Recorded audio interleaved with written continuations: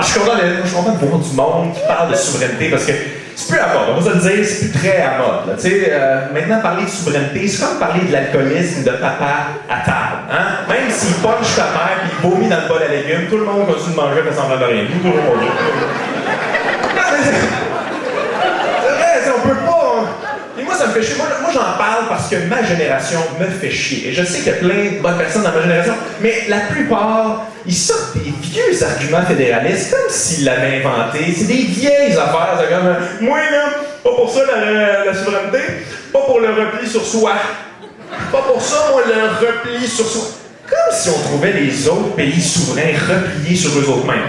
Comme si quand t'allais en Italie, tu disais, check-les leur culture, leur bouffe, viens de replier sur eux autres mêmes. C'est pas ça.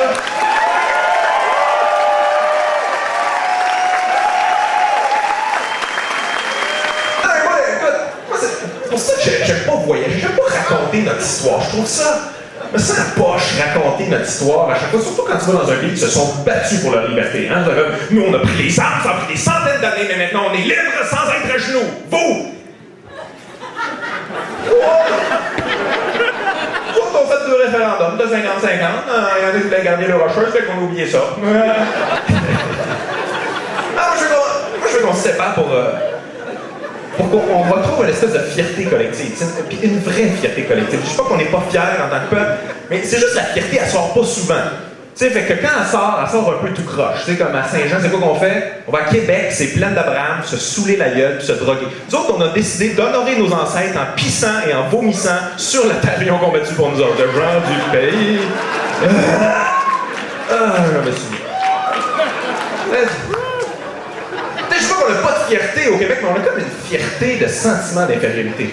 C'est vrai, on a une fierté de sentiment d'infériorité. Aussitôt qu'un anglophone apprend un mot en français, on capote.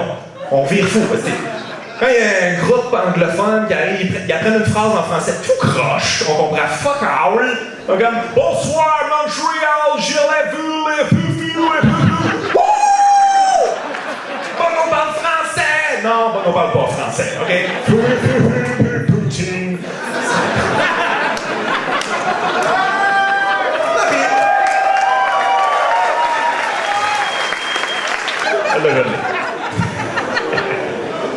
Non, mais à chaque fois que je parle de souveraineté, à chaque fois, on me dit, toi, t'as eu le Canada, c'est ça, t'as de la haine pour le Canada, tu détestes. Et moi, je déteste pas le Canada, pour la simple et bonne raison, je sais pas c'est quoi le Canada, aucune idée. Non, mais c'est vrai, même les Canadiens anglais savent pas trop c'est quoi. À chaque fois qu'ils essaient de nous rendre fiers d'être Canadiens, ils savent jamais comment faire, ok? Le monde s'appelle la cérémonie d'ouverture des Jeux Olympiques de Vancouver. Quoi qu'il y avait? Un castor gonflable géant, la police montée, des Amérindiens puis des ceintures fléchées. Quand est-ce dans ta vie t'as vu ces quatre affaires-là réunies sans avoir pris d'acide? Jamais, ok? Jamais. Ça n'existe pas. Et moi, je veux qu'on se sépare pour une autre raison. Question d'orgueil. Question d'orgueil collectif. Écoute, pense à ça. En 95, on a perdu, puis dans le clan du Nord, il y avait Jean Charest puis Jean Chrétien. C'est comme perdre la génie en herbe contre une école de retardés. C'est...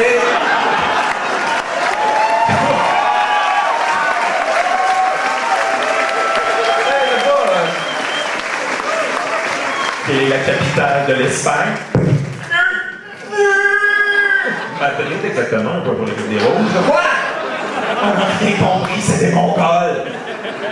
En passant, je suis pas en train de dire que les fédéralistes, c'est des Mongols. Tu sais, j'ai beaucoup de respect pour les Mongols. Je voudrais pas que...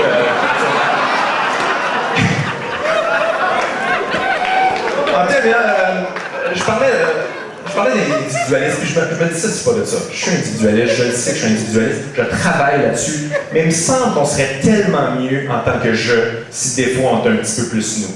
Merci tout le monde.